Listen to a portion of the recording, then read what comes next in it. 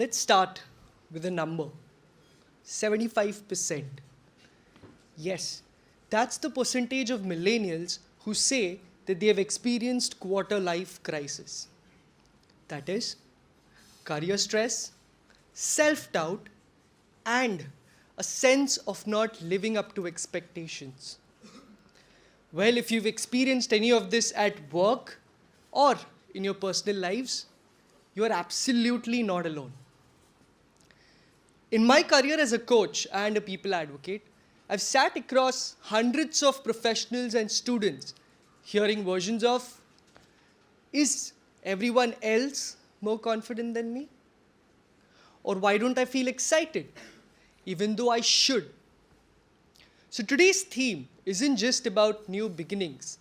It's about why curiosity could be the single most powerful tool in rewriting the story.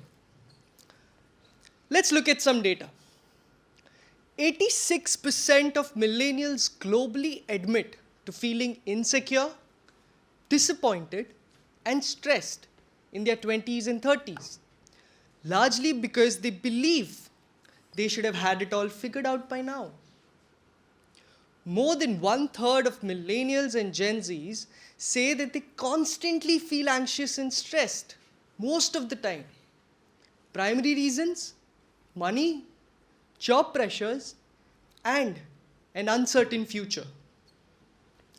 In my workshops and coaching sessions, the quietest person and the loudest achiever often have the same thing to admit. I wish I could let myself ask more questions rather than pretending to know all the answers. Well, somewhere we've all been guilty about this, right? So now let's look at the power of curiosity. Science backs this up. Curiosity is directly linked to higher well-being, resilience, lower anxiety.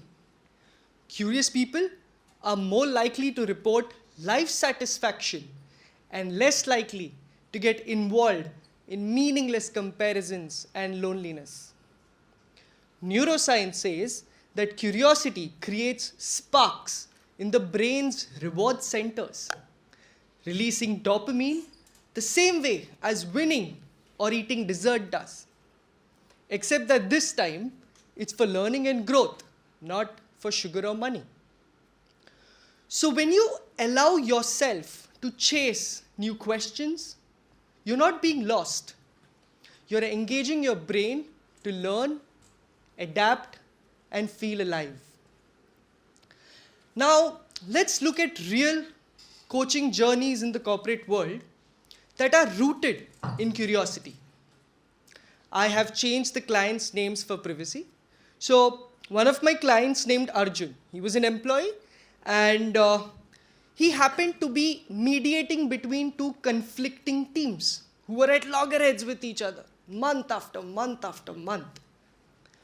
He did not even escalate it because he thought he would be perceived as incompetent. So together, Arjun and I decided to not look at it from a lens of frustration, rather from a lens of curiosity.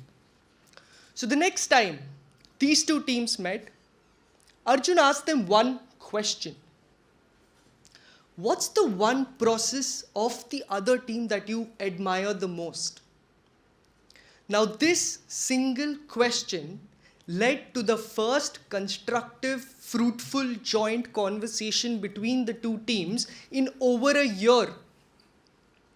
And within 3 months, more than 50% of the issues were just resolved.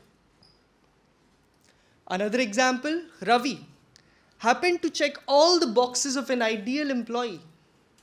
Good skills, good pay, good appraisals, steady progression, but his energy was fading. In a one-on-one, he told me, Nimish, each day feels the same to me. Am I missing something? So instead of seeking radical change, I asked Ravi to note down one moment each day that he felt was memorable, enjoyable, or noteworthy, no matter how small. So, over a period of time, he found genuine satisfaction in mentoring new joiners and juniors. He even created short huddles to share best practices. In fact, he loved this so much that he formalized his whole mentoring process, regaining his lost mojo without really actually altering his job description. Now, these are not overnight miracle wins. These are curiosity driven ongoing journeys of individuals rooted in day to day professional challenges across industries and roles. Each one illustrates that curiosity reframes stuck situations. Personal growth and engagement come from asking new and better questions every day. The most successful teams across the globe are driven by curiosity. As can be seen here, teams that are curiosity driven are 70% thriving, as against 40% that are compliance driven. Leaders who ask, "What do you think about this process?" Employees who are encouraged to experiment, explore, and not just execute are the ones that thrive. Every culture shift that I have witnessed started not with a policy, but a question.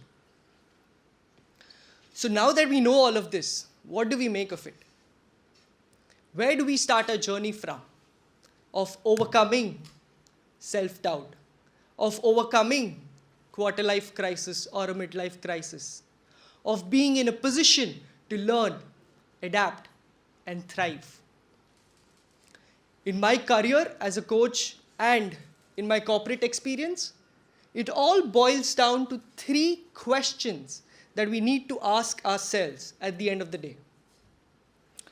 And they are: 1, where am I most curious or energized right now?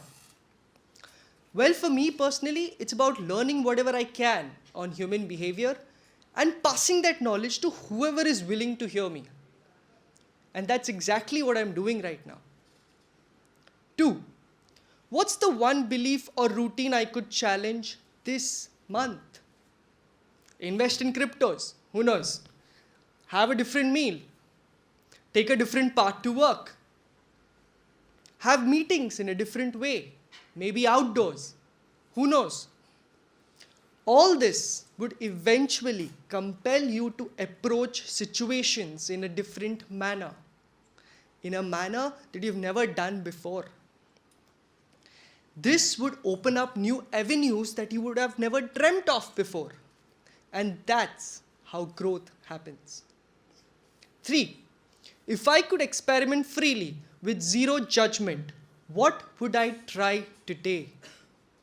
You always wanted to ask questions during sessions when a professor is taking one, but always shy away from doing so. Well, just go ahead. Do it once. See what happens. You always wanted to become influencers, but shy away from posting your videos on social media. Well, just go ahead. Do it once. See what happens. Just be willing to experiment and explore. So when we all leave here from today, let's not rush back to answers. My only ask to you is, let's start not with a grand answer, but with one brave question. Curiosity isn't a luxury. It's the genesis of real change. Thank you.